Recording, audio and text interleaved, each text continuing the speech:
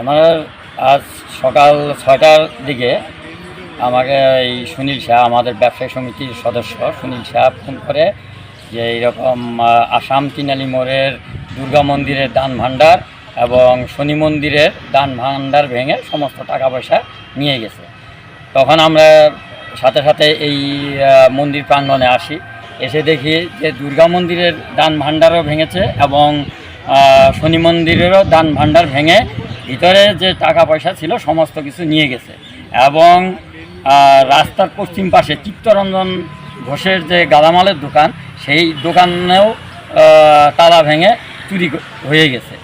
এই বিষয়ে আমরা লোকাল থানায় এসেছি এবং এখানে যে ইনচার্জ আছে তার সাথে আমরা কথা বললাম।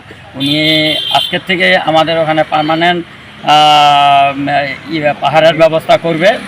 আর গিয়ে আমরা একটা লিখিত ইজাহারও দিলাম, উনি এখন পরিদর্শনে যাবেন। ভাণ্ডারের থেকে আনুমানিক 12 থেকে 15,000 টাকার মতো গেছে।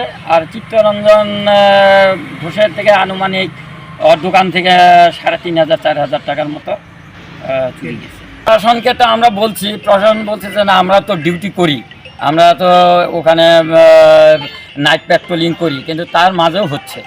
এখন সেটা প্রশাসন কতটুকু ডিউটি করে সেটা আমরা বলতে পারবো।